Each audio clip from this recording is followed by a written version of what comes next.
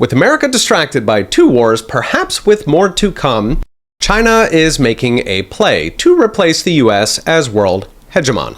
Last week, China hosted a summit attended by 130 countries, which is most of the countries in the world, that gave a place of honor to Vladimir Putin and a clear middle finger to the US.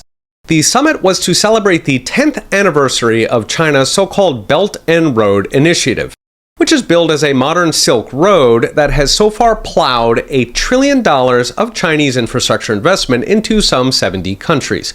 These Chinese trillions serve two purposes. First, to make China's exports cheaper since they can run through modern ports and trains that run on time, instead of the crumbling ports and railroads in third world countries like Kenya or Ohio.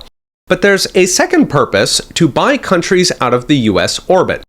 As Larry Summers put it, when the US comes visiting these countries, it brings a list of demands about climate, unions, or LGBT policy. But when China comes, it brings a gigantic checkbook for goodies: ports and trains, power plants, telecoms networks, roads, even apartment complexes. Essentially, China brings a menu. You can have a port and a phone system, or a railroad, hydro dam, and 3 apartment complexes. Mix and match. Do you want an appetizer with it? So it is easy to see why countries might go with China. Of course, this also gives China control over these countries.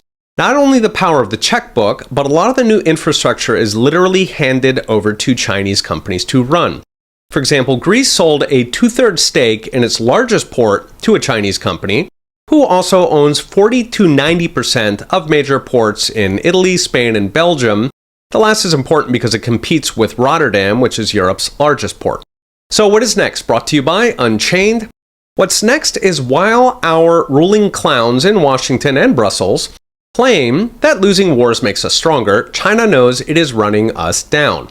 It's depleting our weapons and munitions, it is scraping our bankrupt treasury, and it is driving inflation as federal spending ramps up to however many trillions it will take to stuff Americans into every conflict on Earth.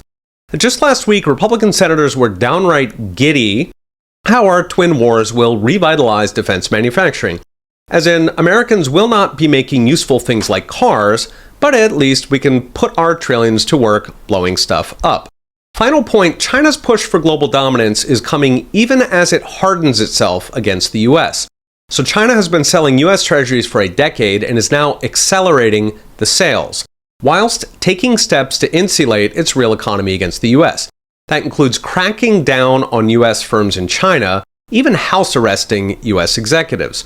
This pattern suggests that China is starting to think conflict with the US is not only likely, but might actually be a good thing for them. So, while Joe Biden and Janet Yellen are out pushing their talking points that Americans can afford all the wars, our enemies know that we cannot. Got a brand new podcast episode, fresh up on the internet. Check it out at the link. Okay? We'll be watching. See you next time.